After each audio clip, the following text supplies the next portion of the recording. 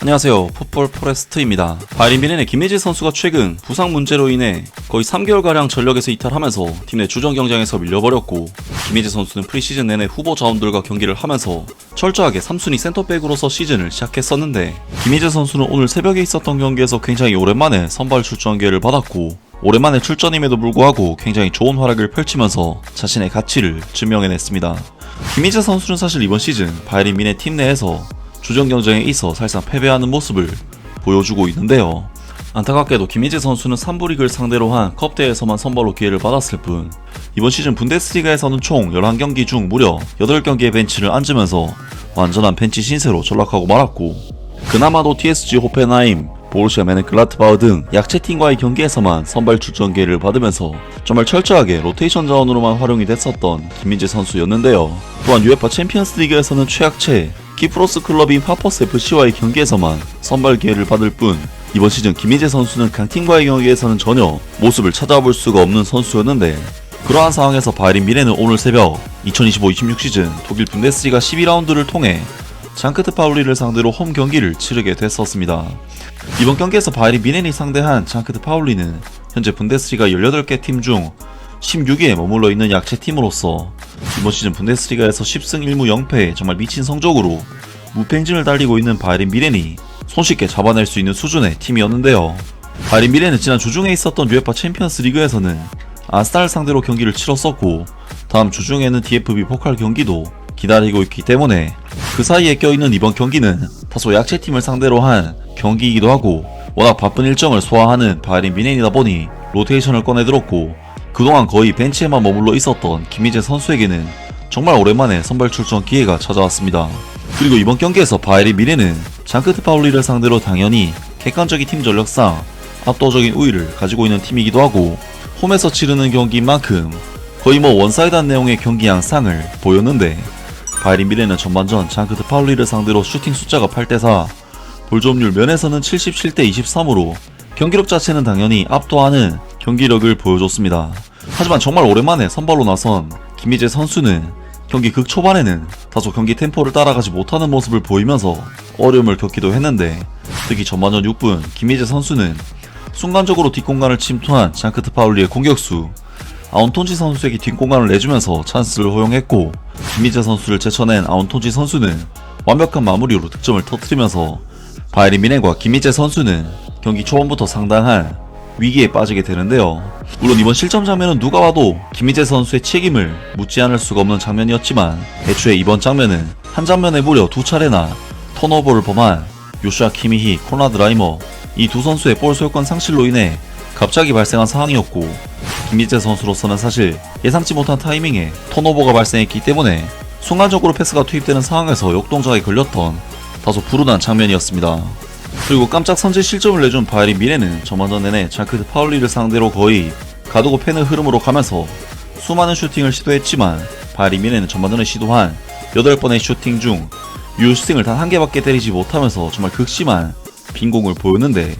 바이에른 뮌헨은 전반전 23분 최근 굉장히 좋은 폼을 보여주고 있는 유망주 레나르트 칼 선수가 가마차기 슈팅을 시도했지만 이것이 골대를 맞고 말았고, 34분에는 톰 비쇼프 선수가 회심해 중거리 슈팅을 시도했지만 이 또한 골대를 맞으면서 바이에른 뮌헨은 골대를 2번이나 맞는 불운이 따르고 마는데요. 그리고 바이에른 뮌헨은 40분에는 해리 케인 선수가 직접 프리킥을 하늘로 날려버리면서 홈워크의 찬스를 무산시키고 마는데, 놀랍게도 바이에른 뮌헨의 터지지 않는 득점의 포문을 열어낸 것은 공격수가 아닌 수비수인 김민재 선수였습니다. 김민재 선수는 43분 순간적으로 박스 안으로 롱패스를 찔러 넣게 되고, 이것을 루이스 디아즈 선수가 받아낸 뒤 하파엘 게이로 선수에게 볼을 내주게 되는데, 하파엘 게이로 선수는 완벽한 슈팅 찬스를 정말 정확한 임팩트의 슈팅으로 연결하면서 득점을 터뜨렸고, 바이에른 뮌헨은 굉장히 답답했던 이번 경기에서 결국 1대1 동점을 만들어내게 되는데요. 정말 이번 득점 장면은 수비수 2명을 달고 있는 상황에서 하파엘 게이로 선수에게 볼을 내준 루이스 디아즈 선수의 센스도 정말 빛났지만, 하프라인 부근에서 페널티 박스 안으로 정확한 롱패스를 찔러 넣는 김민재 선수의 미친 패시 능력이 정말 빛을 발한 장면이었는데, 바이에른 뮌헨의 이번 득점 장면은 김민재 선수가 아니었다면 나올 수가 없는 그런 장면이었기 때문에, 김민재 선수의 결정적인 롱패스가 정말 큰 역할을 했고, 바이에른 뮌헨은 장파울리와의 이번 경기 전반전을 1대1의 스코어로 마치면서 후반전에 돌입할 수가 있었습니다. 그리고 이번 경기는 바이에른 뮌헨이 워낙 압도적인 흐름을 잡고 가는 경기였기 때문에 수비 라인이 상당히 높게 설정되어 있던 경기였고, 김희재 선수는 공격 빌드업도 해줘야 하지만 후방 뒷공간에 대한 수비도 해줘야 하는 역할이 정말 많은 경기라고 할 수가 있었는데, 김희재 선수는 사실 선제 실점에 있어서는 약간의 빌미를 제공하긴 했지만 그 이후에는 장파울리의 공격수들을 지워버리는 굉장히 좋은 수비력으로 안정감 넘치는 활약을 펼치게 되는데요. 김희재 선수는 전반전 30분 장파울리의 위협적인 크로스를 다이빙 헤더로 걷어내면서 정말 클래스 있는 수비력을 보여줬는데, 37분에도 바이에른 뮌헨은 선제 실점 장면과 비슷한 턴오버 장면이 나왔지만 이번에는 김희재 선수가 달려나와서 잭슨 어바인 선수의 볼을 끊어내는 굉장히 좋은 수비력을 선보였고, 김희재 선수는 안정적인 수비는 물론 득점, 기점 등 공수 양면으로 굉장히 좋은 활약을 펼쳤습니다. 그리고 바이에른 뮌헨은 후반전 들어 에이스인 마이클 올리세 선수를 투입시키는 등 더욱 공격적으로 나섰기 때문에 후방 수비 라인 뒷공간에 있어서 노출이 더욱 심화되는 경기를 하게 되고, 김희재 선수의 역할이 더욱 커지는 경기를 하게 되는데, 놀랍게도 김희재 선수는 후반전에는 거의 벽과도 같은 모습을 보이면서 상대 공격수들의 침투 움직임을 원천 봉쇄해내는 활약을 펼치게 되는데요. 김희재 선수는 53분 라이트 백인 코나드 라이머 선수가 오버래핑으로 부재한 사이 투입된 상대의 킬 패스를 특유의 예측력과 빠른 주력으로 커버를 해냈고, 56분에는 코너킥 상황에서 공격에 참여를 했다가 찬스가 무산이 되자 빠르게 복귀를 하면서 상대 공격수의 볼을 차단해내는 중요한 수비를 해냈습니다. 그리고 60분에도 김희재 선수는 이번에는 왼쪽 측면에서 상대 공격수와의 경험에서 승리를 거두면서 직접 볼을 탈취해내는 등 전반전보다 후반전에 더욱 안정적인 경기력을 보여줬고, 득점이 필요했던 바이에른 뮌헨의 뱅산 콤파니 감독은 김희재 선수를 미드필드 자원인 레온 고레츠카 선수로 교체시키는 공격적인 변화를 추구하면서 김희재 선수는 이번 경기를 77분 동안 소화한 뒤 경기를 마무리하게 되었습니다. 김희재 선수는 이번 경기에서 공조불경합 11회 중 9회 승리, 클리어링 7회 등 정말 미쳐버린 스태트를 찍으면서 씹어먹는 활약을 펼쳤고, 평점 7점대 후반에 좋은 평가를 받으면서 이번 경기를 성공적으로 마무리했습니다. 정말 이번 경기는